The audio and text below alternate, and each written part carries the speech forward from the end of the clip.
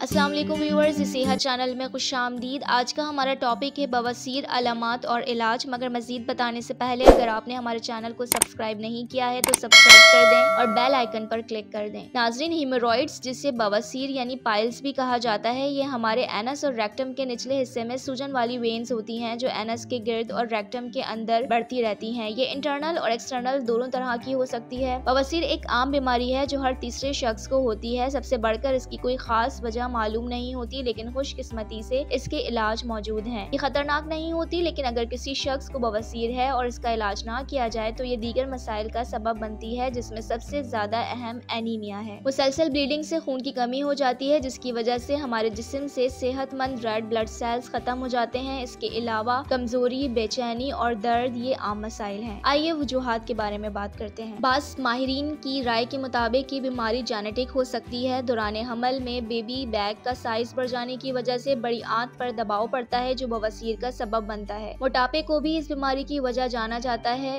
Toilet में ज्यादा देर तक बैठने से भी बवासीर के इम्कान बढ़ जाते हैं। चिकनाई और तली हुई अशिया का इस्तेमाल, मुसलसल कब्ज का रहना या डायरिया होना, इसके अलावा वजन उठाना वगैरह इसकी वजूहात हैं। आइए एक्सटर्नल हेमोरॉइड्स के बारे में बात करते हैं। ये हमारे जिल्द के नीचे एनस के गिर्द होती है। इसकी अलामात दर्ज झेल हैं: दर्द और बेसुकूनी, एनस के गिर्द सूजन, ब्लीडिंग, एनाल रीजन में खारिश और चिड़चिड़ाहट वगैरह। इंटरनल हेमोरॉइड्स ये रेक्टम के साथ होती है। अमूमन हम इसे ना महसूस कर सकते हैं और ना ही देख सकते हैं, लेकिन इससे अक्सर बेचैनी रहती है। इसमें दर्द उस वक्त शुरू होता है जब हम स्टूल पास कर रहे होते हैं। इसकी अलामात दर्ज झेल हैं: पेनलेस ब्लीडिंग, दर्द और जलन। थ्रोम्बोज्ड हेमोरॉइड्स इसमें ब्लड क्लॉट एक्सटर्नल हेमोरॉइड में फंस जाता है, जिसकी वजह से दर्ज झेल अलामात जाहिर होती हैं: शदीद दर्द, स्वेलिंग, सोजिश वगैरह। आइए इलाज के बारे में जानते हैं। नाज़रीन, फाइबर से भरपूर ग़िज़ा खाएं, अनाज का इस्तेमाल करें, इससे स्टूल सॉफ्ट होकर आसानी से पास हो जाता है। गैस की शिकायत से बचने के लिए फाइबर वाली ग़िज़ाओं को आहिस्ता आहिस्ता ग़िज़ा में शामिल करें। पानी का इस्तेमाल ज़्यादा से ज़्यादा करें। दिन में कम अज़ कम 6 से 8 गिलास पानी पीना कब्ज़ की शिकायत को दूर करता है। वर्जिश करें और ज़्यादा देर बैठने से गुरेज करें। मुझे उम्मीद है कि आपको हमारी वीडियो पसंद आई होगी। इस वीडियो को अपने दोस्तों और फैमिली के साथ शेयर कर दीजिएगा। अल्लाह हाफिज।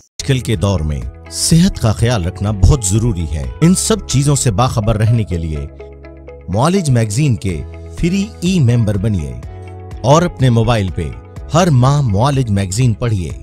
दिए गए व्हाट्सएप नंबर पर अपना नाम और शहर का नाम लिखकर मैसेज कीजिए 0334 1325 134। फेसबुक एड्रेस मुआलिज मैगजीन।